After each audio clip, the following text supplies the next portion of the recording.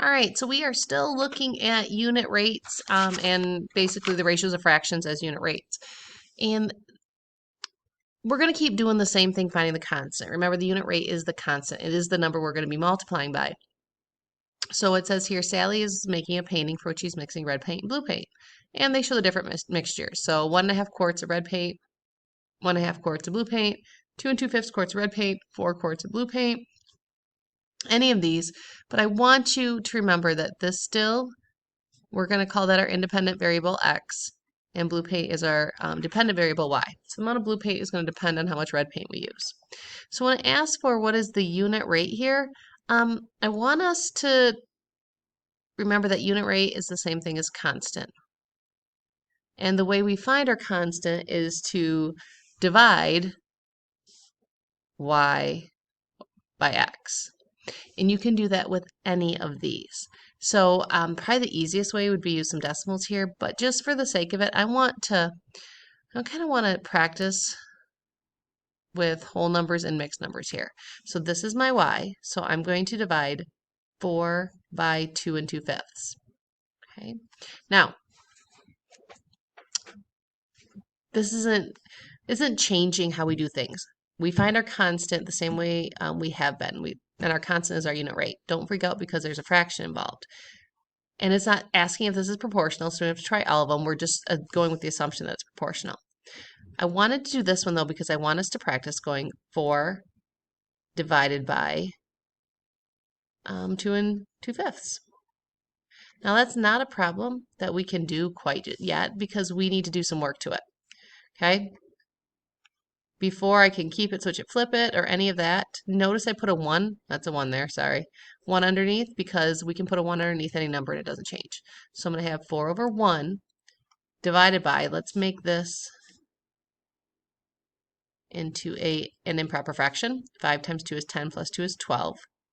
Don't try to switch things yet until you have that written. Now we can go keep it, switch it, flip it. And you can multiply straight across.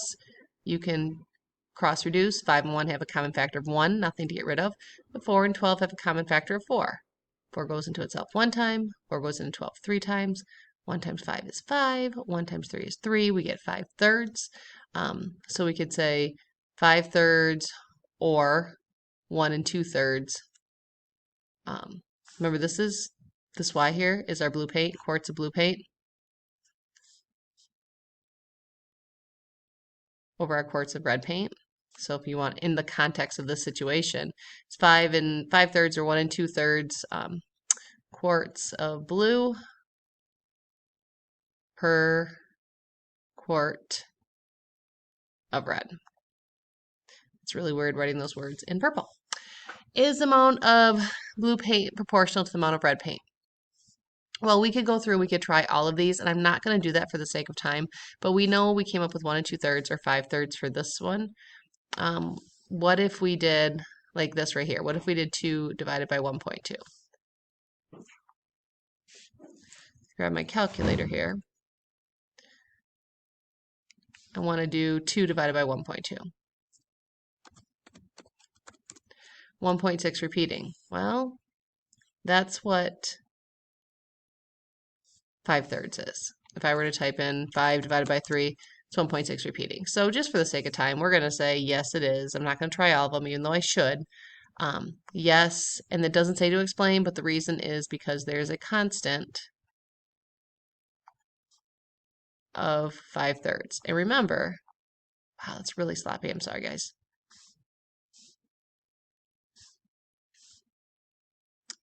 Remember, constant or unit rate. We're going to multiply by this 5/3 every single time. Oh, well, then I guess it means right here, describe in words what the unit rate means in the context of this problem. I kind of put it over here.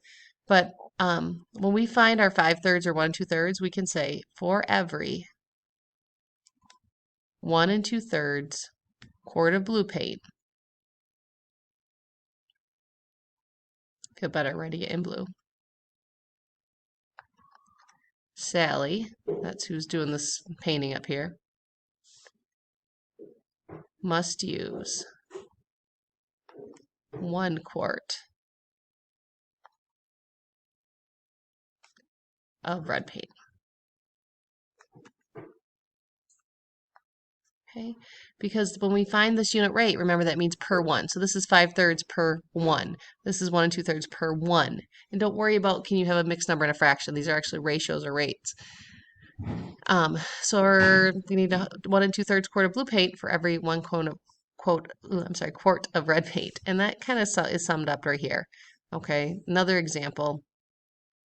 Basically showing the same things we've been doing. We're just going to use our knowledge of dividing fractions to be able to find unit rate.